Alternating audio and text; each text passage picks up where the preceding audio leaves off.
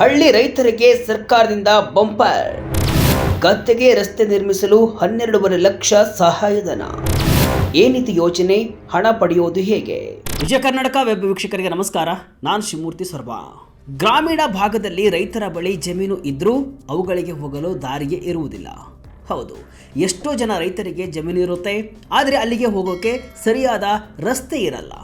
ಮಳೆ ಬಂತು ಅಂದರೆ ಸಾಕು, ಎತ್ತಿನ ಬಂಡಿ ಹೋಗಲ್ಲ, ಟ್ರ್ಯಾಕ್ಟರ್ ಅಂತೂ ಕನಸಿನ ಮಾತು. ತಲೆ ಮೇಲೆ ಗೊಬ್ಬರ ಹೊತ್ಕೊಂಡು ಕೆಸರಲ್ಲಿ ಜಾರ್ಕೊಂಡು ಹೋಗೋ ಕಷ್ಟ ಆ ಭಗವಂತನಿಗೆ ಪ್ರೀತಿ. ಪಕ್ಕದ ಹೊಲದವರ ಹತ್ರ ದಾರಿ ಬಿಡಿ ಅಂತ ಕೇಳಿದರೆ ಜಗಳ, ಮನಸ್ತಾಪಗಳು ಶುರುವಾಗುತ್ತೆ. ಈ ಎಲ್ಲ ಸಮಸ್ಯೆಗಳಿಗೆ ಮುಕ್ತಿ ಹಾಡೋಕೆ ರಾಜ್ಯ ಸರ್ಕಾರ ಒಂದು ಮುಖ್ಯ ಯೋಜನೆಯನ್ನು ಜಾರಿಗೆ ತಂದಿದೆ. ಅದೇ ನಮ್ಮ ಹೊಲ ನಮ್ಮ ದಾರಿ ಯೋಜನೆ. ನಿಮ್ಮ ಹೊಲಕ್ಕೆ ಸರ್ಕಾರವೇ ಖರ್ಚು ಮಾಡಿ ರಸ್ತೆಯನ್ನು ಮಾಡಿಕೊಡುತ್ತೆ ಅಂದರೆ ನೀವು ನಂಬ್ತೀರಾ? ಹೌದು, ಪ್ರತಿ ಕಿಲೋಮೀಟರ್ ರಸ್ತೆಗೆ ಬರೋಬ್ಬರಿ 12.5 ಲಕ್ಷ ರೂಪಾಯಿ ಅನುದಾನ ಸಿಗ್ತಿದೆ. ಹಾಗಾದರೆ ಏನಿದು ಯೋಜನೆ? ಇದಕ್ಕೆ ಅರ್ಜಿ ಸಲ್ಲಿಸೋದು ಹೇಗೆ? ಕಂಡೀಷನ್ ಏನೇನಿದೆ? ಯಾರನ್ನ ಭೇಟಿ ಮಾಡಬೇಕು? ಎಲ್ಲ ಮಾಹಿತಿಯನ್ನು ಇವತ್ತಿನ ವಿಡಿಯೋದಲ್ಲಿ ಎಳೆಯಾಗಿ ನೋಡೋಣ. ಕೊನೆ ತನಕ ವಿಡಿಯೋವನ್ನು ಮಿಸ್ ಮಾಡದೆ ನೋಡಿ. ಏನಿದು ನಮ್ಮ ಹೊಲ ನಮ್ಮ ದಾರಿ ಯೋಜನೆ?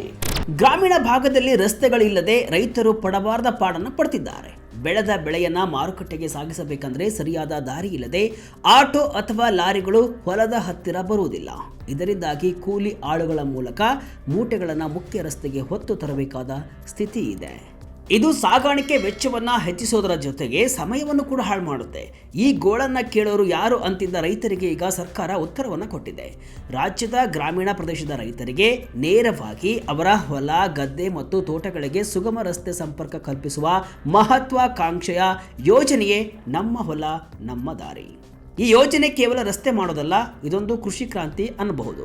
ಯಾಕಂದ್ರೆ ರಸ್ತೆ ಚೆನ್ನಾಗಿದ್ದರೆ ಮಾತ್ರ ಬೆಳೆ ಮಾರುಕಟ್ಟೆಗೆ ಬೇಗ ತಲುಪುತ್ತೆ. ರಾಜ್ಯದ ಗ್ರಾಮೀಣ ವಿಧಾನಸಭಾ ಕ್ಷೇತ್ರಗಳ ವ್ಯಾಪ್ತಿಯಲ್ಲಿ ಪ್ರತಿ ಕ್ಷೇತ್ರಕ್ಕೆ ತಲಾ 30 ಕಿಲೋಮೀಟರ್ನಂತೆ ಒಟ್ಟಾರೆ ರಾಜ್ಯಾದ್ಯಂತ 5670 ಕಿಲೋಮೀಟರ್ ರಸ್ತೆಯನ್ನು ಅಭಿವೃದ್ಧಿಪಡಿಸುವ ಗುರಿಯನ್ನ ಸರ್ಕಾರ ಈಗ ಇಟ್ಟುಕೊಂಡಿದೆ.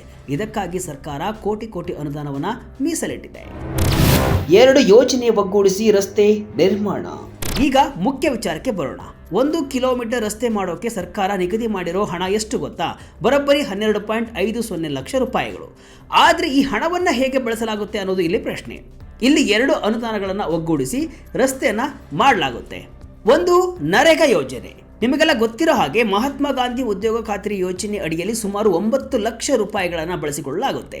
ಇದರಲ್ಲಿ ರಸ್ತೆಗೆ ಬೇಕಾದ ಕಲ್ಲು ಮಣ್ಣು ಮತ್ತು ಕೂಲಿ ಕಾರ್ಮಿಕರ ವೆಚ್ಚ ಸೇರಿರುತ್ತೆ. ಇಲ್ಲಿ 3.75 ಮೀಟರ್ ಅಗಲದ ರಸ್ತೆ ನಿರ್ಮಾಣವಾಗುತ್ತೆ. ಇನ್ನೊಂದು ರಾಜ್ಯ ಸರ್ಕಾರದ ಅನುದಾನ. ನರೇಗಾದಲ್ಲಿ ಯಂತ್ರ ಬಳಸೋ ಹಾಗಿಲ್ಲ, ಆದರೆ ರಸ್ತೆ ಅಂದಮೇಲೆ ರೋಲರ್ ಬೇಕೇ ಬೇಕು ಅಲ್ವಾ?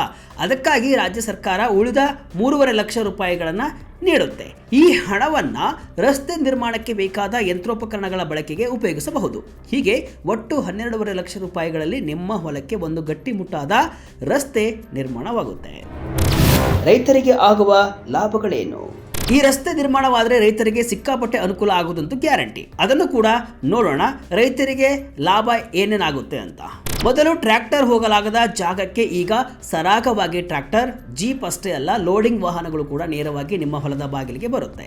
ಇನ್ನು ಖರ್ಚು ಉಳಿತಾಯ ಆಗುತ್ತೆ. ಅಂದರೆ ಬೆಳೆ ಕಟಾವು ಮಾಡಿದ ಮೇಲೆ ಅದನ್ನು ತಲೆ ಮೇಲೆ ಹೊತ್ತು ಸಾಗಿಸುವ ಖರ್ಚು ಉಳಿಯುತ್ತೆ. ಲಾರಿ ನೇರವಾಗಿ ಜಮೀನಿಗೆ ಬಂದರೆ ಸಾಗಾಣಿಕೆ ವೆಚ್ಚ ಕೂಡ ಅರ್ಧಕ್ಕರ್ಧ ಕಡಿಮೆ ಆಗುತ್ತೆ. ಇನ್ನು ಸಮಯ ಉಳಿತಾಯ ಆಗುತ್ತೆ. ಗೊಬ್ಬರ ಬೀಜಗಳನ್ನು ಹೊಲಕ್ಕೆ ತರಲು ಮತ್ತು ಬೆಳೆದ ಫಸಲನ್ನು ಮಾರುಕಟ್ಟೆಗೆ ಸಾಗಿಸಲು ವೇಗವಾದ ರಸ್ತೆ ಸಿಗುತ್ತೆ. ಇನ್ನು ಉದ್ಯೋಗ ಸೃಷ್ಟಿಯಾಗುತ್ತೆ. ಅಂದರೆ ಈ ರಸ್ತೆ ಕಾಮಗಾರಿ ನಡೆಯುವಾಗ ಊರಿನ ಕೂಲಿ ಕಾರ್ಮಿಕರಿಗೆ ನರೇಗಾ ಅಡಿಯಲ್ಲಿ ಕೆಲಸ ಸಿಗುತ್ತೆ. ಇನ್ನು ಸುರಕ್ಷತೆ, ಅಂದರೆ ರಾತ್ರಿ ಹೊತ್ತಲ್ಲಿ ಅಥವಾ ಮಳೆಗಾಲದಲ್ಲಿ ಹಾವು ಚೇಳುಗಳ ಭಯವಿಲ್ಲದೆ ಬೈಕ್ ಅಥವಾ ವಾಹನಗಳಲ್ಲಿ ಸುರಕ್ಷಿತವಾಗಿ ಜಮೀನಿಗೆ ತಲುಪಬಹುದು. ರಸ್ತೆ ಮಂಜೂರಾತಿಗೆ ಬೇಕಾದ ಅರ್ಹತೆಗಳೇನು? ಎಲ್ಲಾ ಕಡೆನೂ ಈ ರಸ್ತೆ ಮಾಡೋಕೆ ಆಗಲ್ಲ. ಇದಕ್ಕೆ ಸರ್ಕಾರ ಕೆಲವು ಕಟ್ಟುನಿಟ್ಟಿನ ನಿಯಮಗಳನ್ನು ಜಾರಿಗೆ ತಂದಿದೆ. ಅವುಗಳನ್ನು ಕೂಡ ನೋಡುವುದಾದರೆ, ಸರ್ಕಾರಿ ದಾಖಲೆ. ನೀವು ರಸ್ತೆ ಬೇಕು ಅಂತ ಕೇಳುವ ಜಾಗ ಕಂದಾಯ ಇಲಾಖೆಯ ಗ್ರಾಮ ನಕಾಶೆಯಲ್ಲಿ ಅಧಿಕೃತವಾಗಿ ಸಾರ್ವಜನಿಕ ರಸ್ತೆ, ಬಂಡಿದಾರಿ ಅಥವಾ ಕಾಲುದಾರಿ ಅಂತ ನಮೂದಾಗಿರಬೇಕು. ಹೆಚ್ಚು ರೈತರಿಗೆ ಉಪಯೋಗ. ಕೇವಲ ಒಬ್ಬ ರೈತರ ಜಮೀನಿಗೆ ಹೋಗುವ ರಸ್ತೆ ಇದಾಗಬಾರ್ದು. ಆ ರಸ್ತೆಯನ್ನು ಅತಿ ಹೆಚ್ಚು ರೈತರು ಮತ್ತು ಸಾರ್ವಜನಿಕರು ಬಳಸುವಂತಿರಬೇಕು.